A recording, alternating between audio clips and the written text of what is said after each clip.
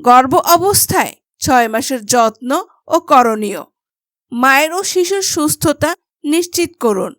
আপনি কি গর্ভ অবস্থায় 6 মাসে রয়েছেন?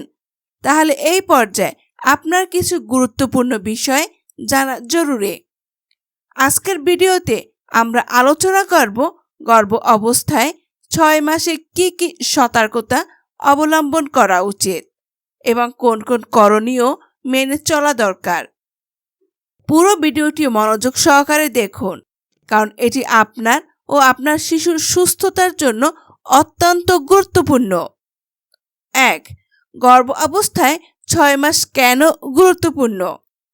এই পর্যায়ে শিশুর বৃদ্ধি দ্রুত হয়, তার হাড় আরও মজবুত হয়ে থাকে, ফুসফুস ও মস্তিষ্কের বিকাশ ঘটে এবং গর্ভে অনেক বেশি নড়াচড়া করে। তাই এই সময় মায়ের জন্য সঠিক পুষ্টি, বিশ্রাম ও সতর্কতা মেনে চলা জরুরি। 2. গুরুত্বপূর্ণ সতর্কতা: ওজন ও খাদ্য নিয়ন্ত্রণ। অতিরিক্ত ওজন বৃদ্ধি বা কম ওজন দুটোই ক্ষতিকারক হতে পারে। অতিরিক্ত চর্বিযুক্ত ও জাঙ্ক ফুড এড়িয়ে চলুন। উচ্চ রক্তচাপ ও ডায়াবেটিস নিয়ন্ত্রণ। উচ্চ রক্তচাপ বা গর্ভকালীন ডায়াবেটিস হলে চিকিৎসকের পরামর্শ নিন। কম লবণযুক্ত খাবার খান এবং চিনি নিয়ন্ত্রণে রাখুন।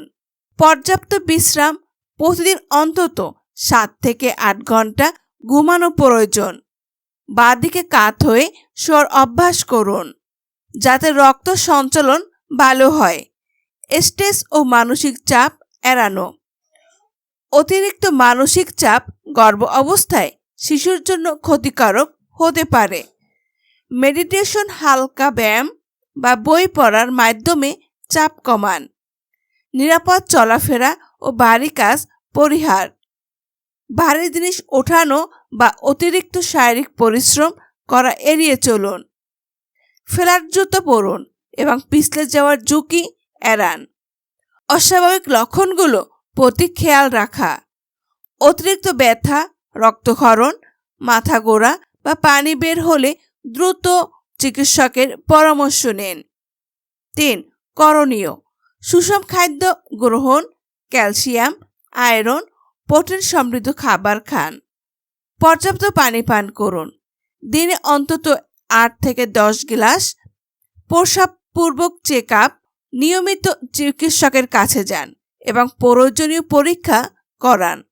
ডাক্তার যেসব ওষুধ বা ভিটামিন সাপ্লিমেন্ট দিয়েছে সেগুলো ঠিকমতো গ্রহণ করুন।